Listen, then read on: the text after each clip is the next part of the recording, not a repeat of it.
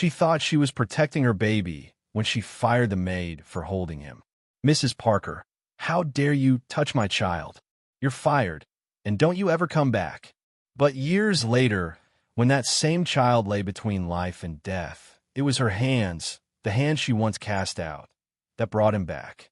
Sometimes, grace returns through the very people we wronged. This is their story. The morning light poured through tall glass windows of the Parker mansion. The air smelled of lavender polish and new money. The housekeeper, Clara, moved quietly through the hallways, her navy uniform crisp, her hands steady. She had worked in this house for almost 2 years. She loved her work, but more than anything, she loved baby Oliver. Oliver was only 6 months old, with soft curls and eyes that followed her everywhere.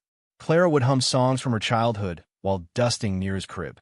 The baby would giggle and reach for her face, and sometimes, when no one was watching, she'd hold him for a moment longer than she should.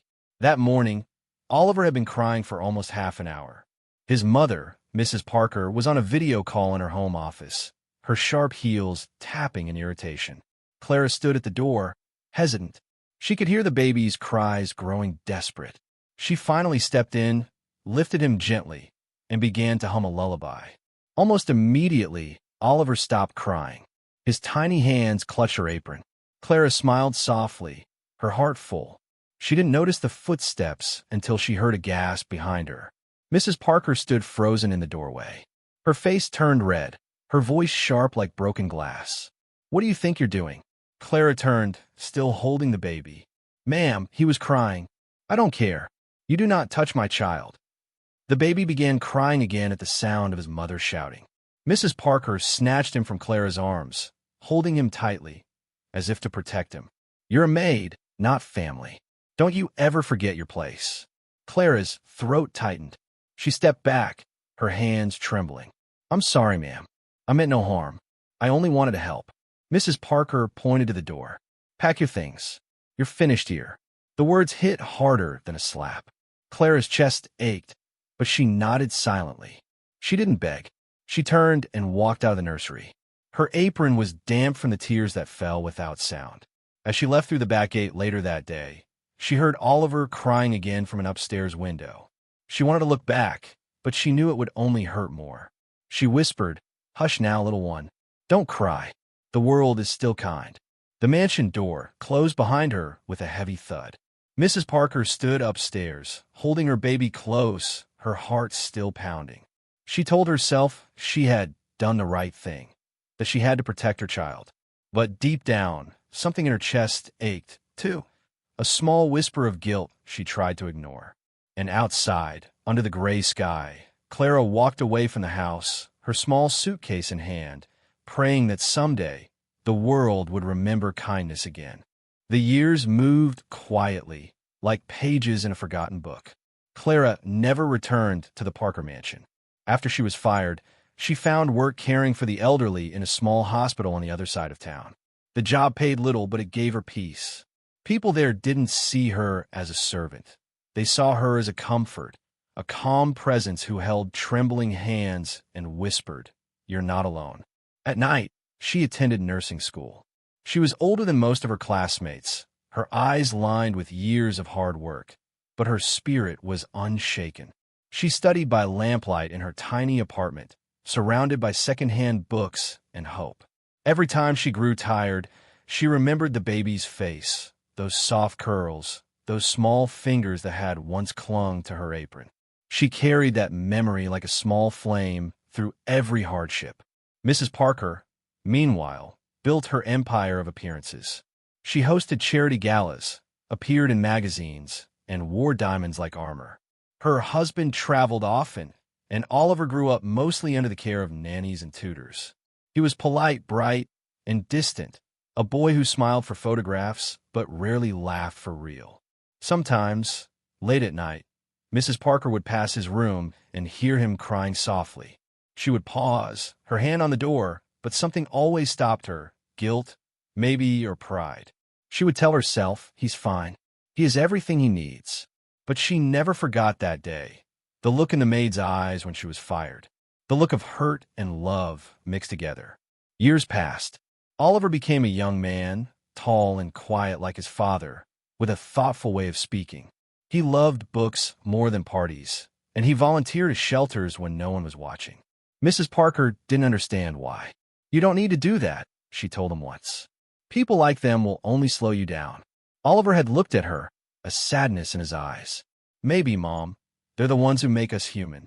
Mrs. Parker sighed, dismissing it as youthful rebellion.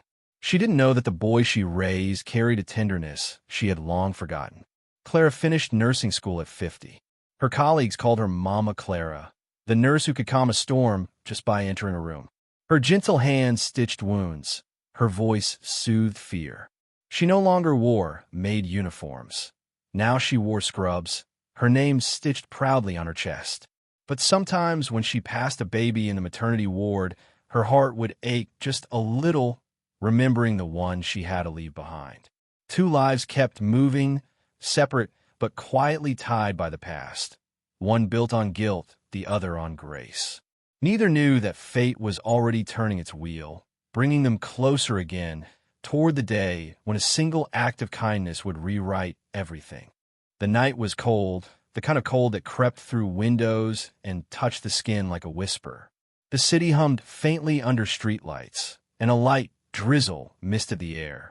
Oliver Parker had just finished a late charity event at a downtown youth center. He'd spoken to a group of teenagers about finding purpose, about making something good out of pain. They'd listened quietly, and for the first time in months, he felt like his words mattered. He smiled as he walked toward his car, his breath turning white in the night air. His phone buzzed. It was his mother. "Oliver, are you still downtown?" Her voice was tight, impatient as always. "Yes, Mom. I'm leaving now. Don't stay out too late." "The roads are wet," she said. "And please, stop wasting time with those street projects. You could be networking, not." "Good night, Mom," he interrupted softly. He didn't want to argue. He hung up before she could continue. He sat in the driver's seat, staring out at the lights reflected on the wet road. Sometimes he felt like he lived in two worlds. The one his mother built, full of glass and wealth and quiet loneliness, and the other world that reminded him of what mattered. Kindness, simplicity, people who still believe in good things. He turned on the radio. Soft music filled the car. As he drove through the quiet streets, rain began to fall harder. The city looked blurred, dreamy, almost unreal through the windshield. At a crossroads, the light turned yellow. Oliver slowed, then pressed the brake, but the tires slipped. The car spun once, twice. He tried to regain control, but it was too late. A loud crash shattered the night. Metal twisted. Glass exploded. The world turned upside down. Everything went dark. At that same hour, across town, Clara was finishing her shift at St. Mary's Hospital. The hall smelled faintly of disinfectant and coffee. She signed off a patient report and tucked her pen behind her ear. Her legs ached, but her heart felt light. It had been a good day. She had comforted a frightened child, helped an elderly man breathe easier, and shared a laugh with a tired colleague. That was enough. As she stepped outside into the drizzle, her phone buzzed. The voice on the other end was quick and urgent. "Clara, we just got an emergency case. Car accident, mid-20s male critical. We're short on senior staff. Can you stay?" Clara hesitated for only a breath. "I'm on my way," she said, turning back toward the ER. When she arrived, chaos had already begun. Paramedics rushed through the sliding doors with a stretcher. Nurses barked instructions, and the air filled with the sound of monitors and shouting. "Severe head trauma," one of the paramedics called. "Male, 24. Lost a lot of blood. We stabilized him, but pulse is weak." Clara moved forward, instinct taking over. She didn't see the man's face at first. Just blood, broken glass in his hair, the steady beeping of a monitor fighting to keep time with a fading heartbeat. "Give me oxygen," she said firmly. "Check his airway. I'll handle the 4." Her hands were steady, her voice calm. Years of experience had taught her not to panic. Every patient mattered. Every second counted. When they moved him under better light, she finally saw him. His face, pale and bruised, caught her breath. There was something familiar in the line of his jaw, the shape of his lips, the small scar on his eyebrow. A flicker of memory, soft as candlelight, touched her heart. A baby's laugh, soft curls, tiny hands gripping her apron. But she shook it off. She'd seen many faces in her years. Maybe it was just a trick of memory. Still, as they worked, something in her felt strange. A quiet pull, a whisper from a life long ago. The surgery lasted hours. Clara stayed, even when her shift should have ended. The young man's pulse flickered like a weak flame, refusing to die.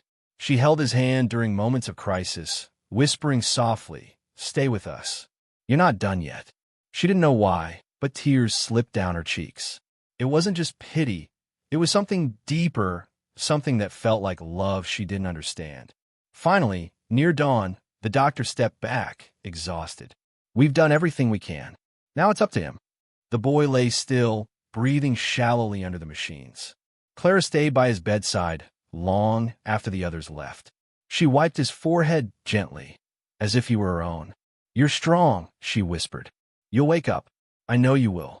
Across town, Mrs. Parker was sipping her morning coffee when the phone rang. She answered casually, expecting a routine business call. "Mrs. Parker," a male voice said. "This is Officer Grady from Metro Police. Your son, Oliver Parker, he's been in an accident. He's in critical condition at St. Mary's Hospital." The cup fell from her hand, shattering on the marble floor. "No," she gasped. "No, that can't be." She barely remembered the drive. Her driver sped through red lights as she clutched her handbag, praying under her breath. Her mind was full of noise, guilt, fear, denial. She thought of every time she dismissed him, every word she hadn't said. "Please, God, let me see him again." When she reached the hospital, the smell of antiseptic and quiet despair filled the air. The nurse at the desk recognized her from the news, but spoke gently. "Your son is in recovery, ma'am. He's alive, but it's still serious." Mrs. Parker's knees weakened with relief. "Can I see him?"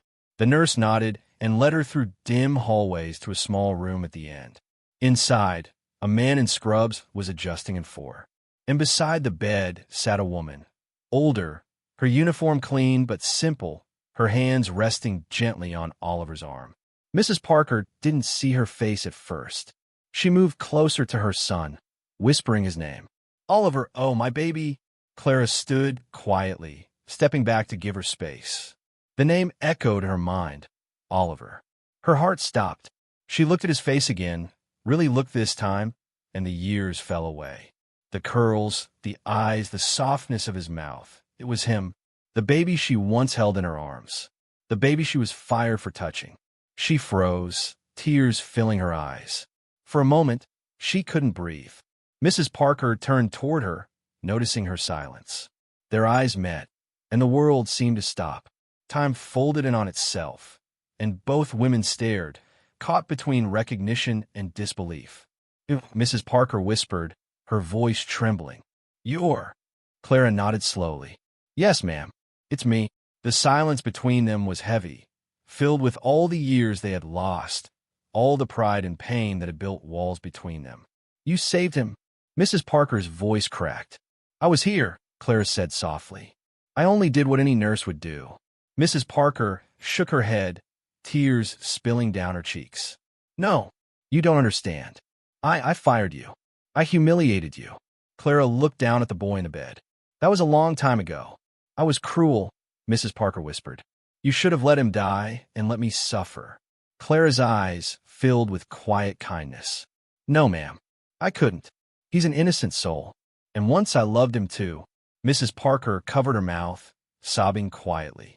She had spent years building walls around her heart.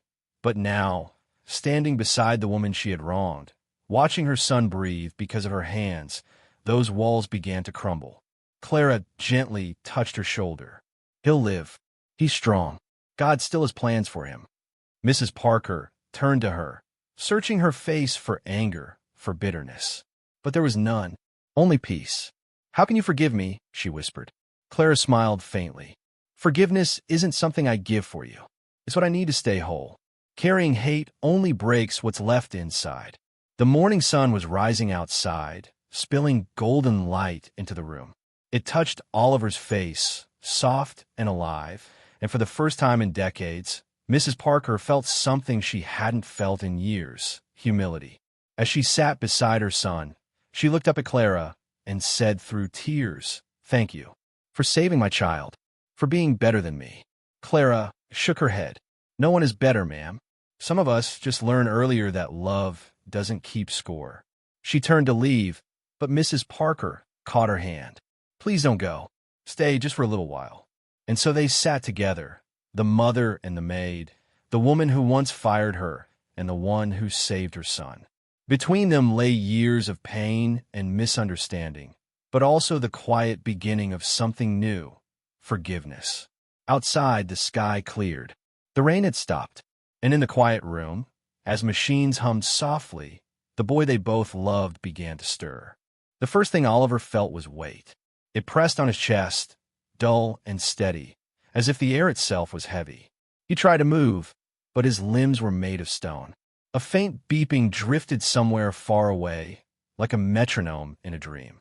He thought he heard voices too, one soft and low, another breaking between breaths. "Please, just open your eyes." Light pierced through the fog behind his eyelids. He blinked once, then again. Shapes began to form. White ceiling tiles, the blur of tubes, the faint scent of antiseptic. His throat hurt. He tried to speak, but only managed a rasp. "He's awake," someone whispered. When his eyes finally focused, he saw his mother sitting beside him. Her makeup was smudged, her hair loose, her eyes swollen from crying. She grabbed his hand and pressed it against her cheek. "Oliver," she breathed, half sobbing, half laughing. "You scared me to death." He tried to smile, but pain shot through his ribs. "What happened?" "You were in an accident. But you're safe now," she said quickly. "You'll be fine." The doctors did everything. He glanced around the room. Machines hummed quietly, and a warm morning light spilled through the blinds. A nurse stood near the window, checking something on a clipboard. For a second, he thought she looked familiar, but the thought faded as the fog of pain returned. He fell back asleep, his mother still holding his hand. Over the next few days, recovery moved slowly. Oliver drifted in and out of sleep. He dreamed of strange things, a soft lullaby, the feeling of being held, the sound of rain against glass. Sometimes he woke to find that nurse sitting quietly by his bed, her hands folded, eyes tired but gentle. "Hello," he said one morning, his voice stronger. "I keep seeing you here." She smiled. "I'm Nurse Clara. I was here when you arrived." "You never sleep?" he joked weakly. She laughed softly. "I've had practice." There was something about her voice that calmed him. It carried warmth, the kind that felt like home. When she adjusted his blanket or checked his vitals, her touch was steady, confident. He didn't know why, but he felt safe. His mother visited often, sometimes bringing flowers, sometimes just sitting in silence. The sharp edges in her voice had softened since the accident. She would watch Clara moving around the room, a quiet sadness flickering behind her eyes. One afternoon, when Oliver was strong enough to sit up, Clara came in with his medication. Mrs. Parker stood by the window, speaking softly on the phone. When she hung up, she turned to Clara. "I never thanked you properly," she said. Clara looked up, startled. "Ma'am, you don't need." "I do," Mrs. Parker interrupted. "You saved my son. I owe you everything." Clara shook her head. "I only did my duty."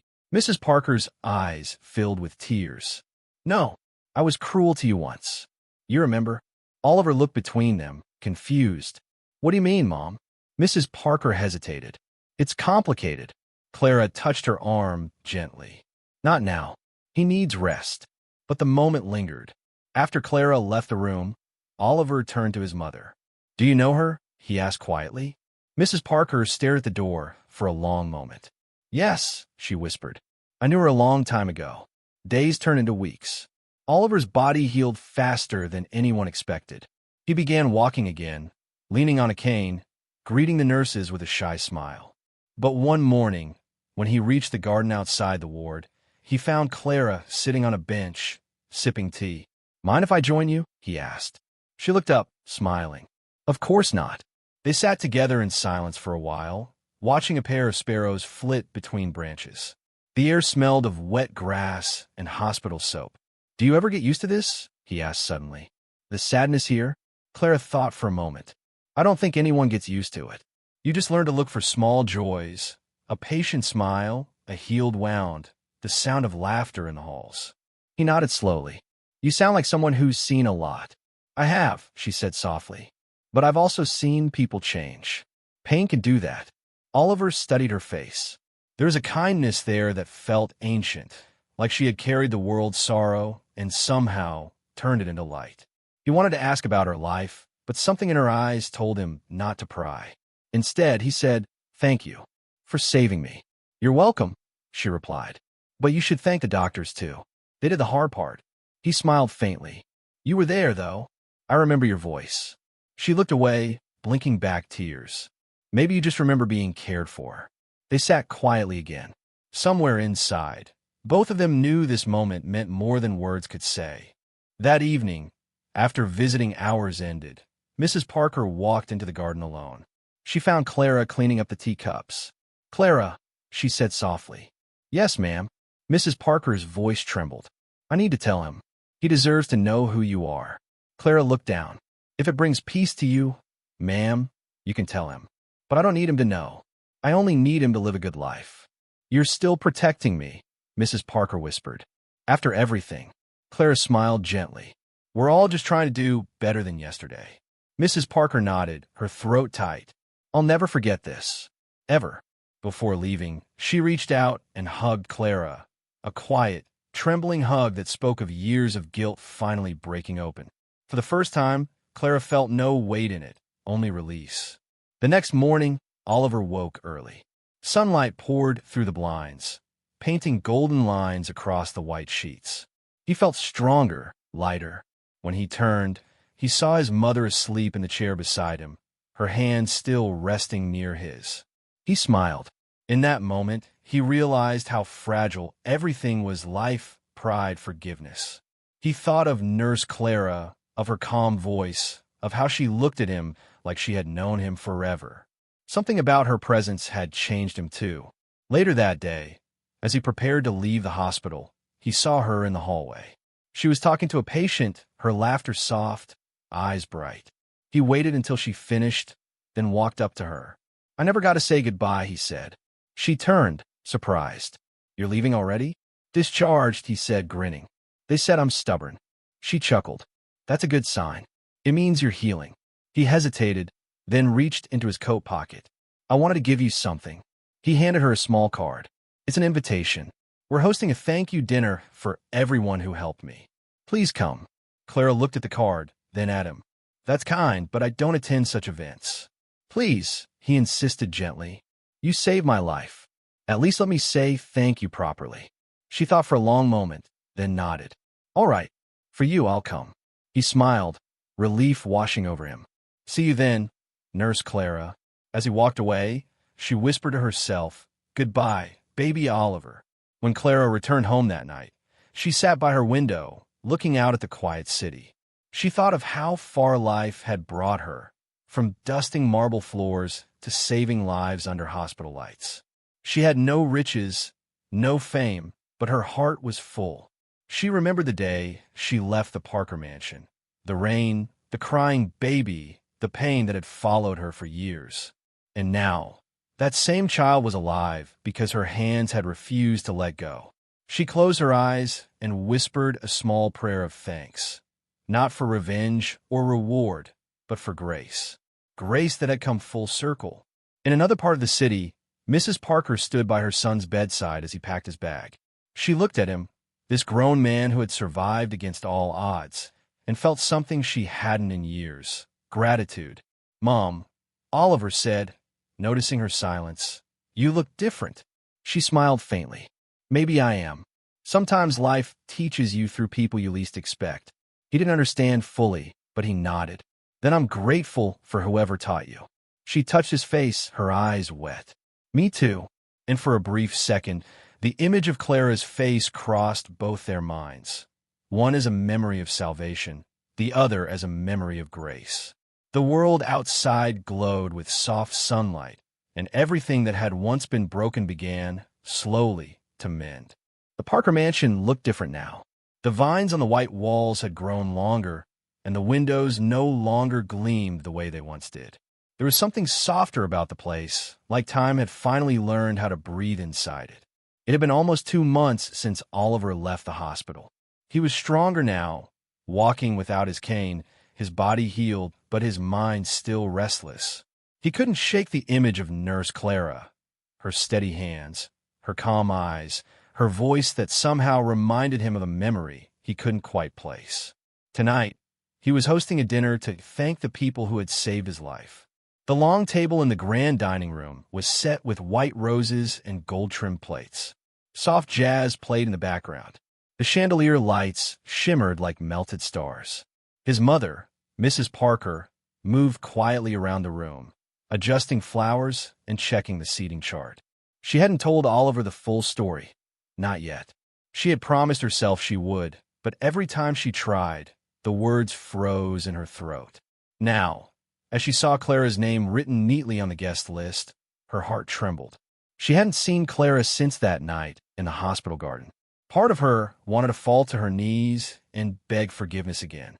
Another part wanted to hide behind her pearls and pretend she wasn't the woman who once fired her. The doorbell rang. Mrs. Parker flinched. "Oliver, can you get that?" He smiled, straightening his tie. "Sure." When he opened the door, a cool evening breeze slipped inside. And there she was. Clara stood on the doorstep, wearing a simple navy dress. Her hair was pinned back neatly, her hands folded around a small bouquet of lilies. Her eyes carried the same calm he remembered, but tonight there was something else in them too, something fragile and full of grace. "Miss Clara," he said warmly, "you came." "I promised I would," she replied, smiling. "And thank you for inviting me. This is a lovely home." Oliver stepped aside. "It's good to have you here. Please come in." As she entered the mansion, her heart fluttered. The scent of polished wood and lilies hit her like a wave of memory. It was the same smell from all those years ago, when she used to dust these halls and hum lullabies to a baby who cried for her voice. Mrs. Parker appeared at the end of the hallway. The two women locked eyes. For a moment, neither spoke. Time folded in on itself. The years of silence, the unspoken guilt, the quiet strength it took to survive it all. "Good evening, ma'am," Clara said gently. Mrs. Parker took a shaky breath. "Good evening, Clara. I'm so glad you came." Their voices were polite, but beneath them ran an ocean of emotion. The dinner began softly, with laughter and gentle conversation. Doctors, nurses, and friends filled the long table. Oliver gave a short speech, his voice humble. "I was told I shouldn't have survived," he said. "But because of the care and faith of people in this room, I did. I don't remember everything from that night, but I remember one thing. Kindness. Real kindness. The kind that doesn't ask who you are or what you've done. The kind that saves." He raised his glass. "To the people who save others, even when no one's watching." The guests clapped. Mrs. Parker looked at him, her eyes shimmering with tears. She realized he had become the man she always hoped he'd be. Kind, humble, and good. When dessert was served, Oliver leaned toward Clara.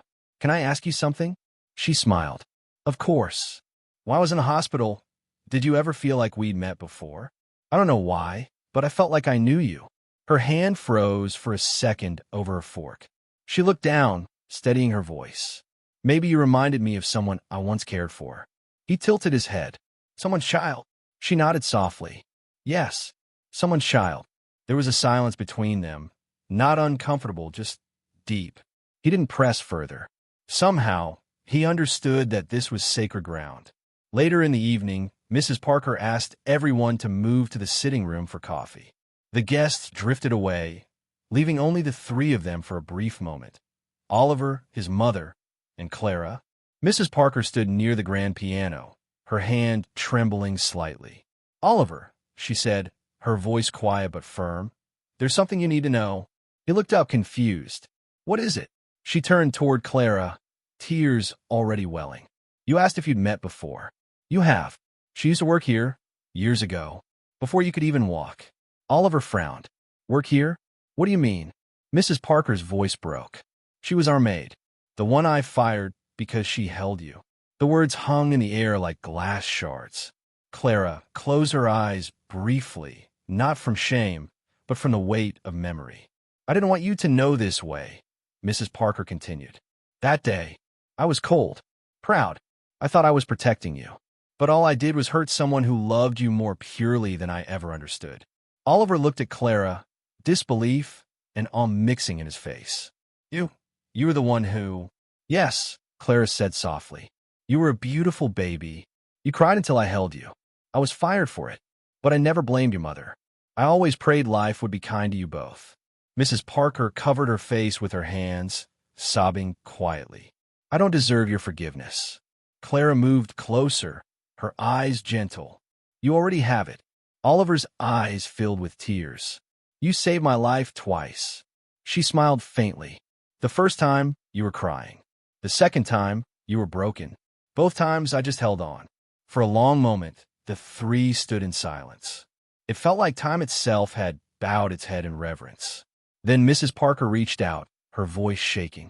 Clara, please let me make this right. You gave me my son back. You gave me a chance to be a better mother. Clara took her hand softly. You don't need to make it right, ma'am. You already have, by raising him into a man with such a kind heart. Mrs. Parker wept openly. Years of guilt poured out of her, and for the first time in her life, she didn't hide it. She sank into Clara's arms, and Clara held her, the way she once held that crying baby, steady, gentle, forgiving. The guests soon returned, their chatter filling the air again, but the three of them stayed quiet, changed in ways no one else could see. Later that night, when everyone had left, Oliver walked Clara to the door. The moonlight cast silver lines across the marble floor. He said, I don't know how to thank you. She smiled. Live a good life. That's thanks enough. He hesitated, then asked, Will we see you again? Clara looked thoughtful. Perhaps. But even if you don't, I'll always be proud of you, Oliver. Hearing his name in her voice felt like something ancient coming home. He took her hand gently. You feel like family. She blinked away tears. Maybe once in another time I was. They stood there for a moment, quiet under the soft hum of crickets and city wind. Then she turned to leave. Mrs. Parker appeared behind her son, watching Clara walk away down the long driveway, her figure small but steady under the moonlight. Mom, Oliver whispered, do you think she'll ever forgive you completely? Mrs. Parker looked at him, eyes soft. I think she already has. The real question is whether I can forgive myself. They stood there together until Clara disappeared into the distance, swallowed by the night. The woman who once held a child she wasn't allowed to love, now leaving behind a family she had quietly saved. And in that silence, something sacred settled between them, the kind of peace that comes only after truth has finally been spoken aloud. Weeks passed after that dinner, yet the night lingered in everyone's memory like the aftertaste of something holy. The truth had come out, and with it, a quiet sense of peace had begun to settle. But peace, as Clara knew, was not something that arrived all at once. It was something that grew slowly, the way light spreads through a window at dawn. Mrs. Parker tried to keep in touch. She sent flowers to the hospital every week, sometimes stopping by unannounced with pastries or warm soup for the nurses. Clara always smiled politely, thanked her, and went back to her rounds. Forgiveness had already been given, but rebuilding trust that took time. Oliver, on the other hand, visited often. He'd show up with coffee, or sometimes just to talk. They'd walk around the hospital garden, the same one where she had once sat in the sun while he recovered. Their talks were never dramatic, just quiet, steady exchanges about life, books, purpose, and the little things that make a day worth living. One afternoon, as they sat by the fountain, he said softly, I keep thinking about that day. The accident. How everything could have ended right there. Clara looked at him with a small smile. Maybe it had to happen, to bring you here, to teach you something. He nodded slowly. It taught me that we don't really choose the people who save us. Sometimes, they're the same ones we've hurt without knowing. Her eyes warmed. That's grace, Oliver. When love chooses you anyway.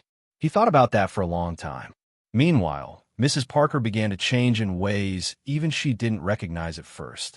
She started volunteering at the community hospital, not as a donor or board member, but as a helper, She carried trays, wiped tables, and handed out blankets. People were surprised to see her there. The elegant woman who used to host charity galas, now tying her hair back and serving soup beside the nurses. Clara noticed one morning when she arrived for her shift. Mrs. Parker was in the corner, struggling to lift a box of supplies. Clara walked over, gently taking the box from her hands. "You don't have to do this," Clara said kindly. Mrs. Parker shook her head, a small smile on her lips. "I do. It's the only way I know how to start over." They worked together quietly that morning, side by side. For the first time, they weren't maid and mistress, just two women trying to make peace with their past. At one point, Mrs. Parker looked at her and whispered, "You were always better than me, Clara." Clara chuckled softly. "No one's better. We just walk different roads to learn the same lessons." Months passed. Oliver fully recovered, but something inside him had changed permanently. He no longer cared for lavish parties or empty meetings. Instead, he began funding programs for underprivileged nurses, scholarships for women who wanted to study but couldn't afford to. He named it the Clara Foundation for Compassionate Care. When Clara found out, she cried. Not the kind of crying that hurts, but the kind that cleanses. "I didn't deserve this," she said to him. He smiled. "You didn't ask for it. That's what makes you worthy of it." The foundation grew quickly. Pictures of young nurses holding their acceptance letters began to cover the hospital bulletin board. And every time Clara passed by, she whispered a prayer for each of them, that they'd walk their path with kindness first, pride last. But life, even when kind, doesn't stay still. One winter evening, after finishing a long shift, Clara felt a sharp pain in her chest. She sat down in the staff lounge, her hand trembling slightly. A colleague noticed and called for help immediately. Within minutes, she was surrounded by doctors, many of them trained under her quiet example of grace. When she opened her eyes, she was lying in a hospital bed, this time as a patient. Oliver was the first to arrive. He held her hand tightly, his eyes full of fear. "You scare me again," he whispered, half smiling. She laughed weakly. "Seems like it's my turn to worry people." Mrs. Parker arrived soon after, her face pale and eyes wet. She placed a hand on Clara's arm. "You're going to be fine." The doctor said it's mild. "You'll be home soon." Clara nodded softly. "I'm not afraid, ma'am. I've had a good life. More grace than I ever deserved." Mrs. Parker shook her head. "Don't talk like that. You still have more to do." Clara smiled, her voice tender. "No, my dear. Maybe it's your turn now." Oliver squeezed her hand. "You're not going anywhere. You promised to help me with the Foundation's next project." She looked at him lovingly. "You'll do just fine without me. You have your mother's strength and, I hope, a little of my heart." Clara recovered after a few days, but she knew her body was slowing down. She began to spend more time resting, reading, and visiting the chapel near her apartment. One evening, as the sun set in streaks of pink and gold, Mrs. Parker and Oliver came to see her. They brought dinner, soup, bread, and a small chocolate cake. They ate together, laughing over small stories. There was no tension, no guilt, no pride, only warmth. After dinner, Clara walked them to the door. As Mrs. Parker hugged her goodbye, she whispered, "You gave me back my son, but more than that, you gave me back myself." Clara smiled. "That's the miracle of grace, my dear. It heals what pride breaks." Oliver hugged her too, his voice low. "You'll always be family." She touched his face gently, her eyes glistening. "And you'll always be the baby who stopped crying when I sang." They laughed softly, but tears fell too. It was the kind of goodbye that didn't feel final, just full. A few months later, Clara passed away quietly in her sleep. The nurses found her with a small smile on her face, her Bible open on her chest. When Mrs. Parker heard, she sat down on her bed and wept. Long, aching sobs that felt like both grief and gratitude tangled together. Oliver came and held her, letting her cry against his shoulder. "She was the best of us," Mrs. Parker whispered. "I know," he said, "but she left us better than she found us." The funeral was small but beautiful. The hospital staff came, along with a few of the students from the Clara Foundation. The chapel smelled of lilies and rain. Mrs. Parker spoke first, her voice breaking as she looked at the small wooden casket. There was a time I thought power made me important, she said softly. But this woman, she showed me that true power is love that forgives. I fired her once because she touched my child, but in the end, it was her hands that saved his life and mine. Oliver followed, his voice steady but thick with emotion. She taught me what grace really means, he said. It's not something you earn. It's something that finds you, even when you don't deserve it. As the service ended, a warm breeze swept through the chapel, stirring the flowers. It felt like a whisper, gentle, kind, familiar. Mrs. Parker looked up and smiled through her tears. "Goodbye, Clara," she whispered. "Thank you for touching our lives again." Months later, the Clara Foundation opened its new building, a nursing training center in the heart of the city. On the entrance wall hung a plaque with simple words engraved in gold. In honor of Clara Johnson, who served with love, forgave with grace, and taught us that kindness saves lives. Below it was a small photo of Clara smiling in her uniform, her eyes full of quiet strength. Mrs. Parker and Oliver stood together, staring at the plaque. "She'd hate all this attention," Mrs. Parker said, smiling softly. Oliver laughed. "Probably, but she'd love the reason behind it." They stood there for a long while, their reflections caught in the polished brass. Two people changed forever by one woman's grace. And somewhere, in the quiet of memory, it felt like Clara was still there, humming softly, the way she used to when she held a crying baby close, whispering the same truth she had lived by all her life.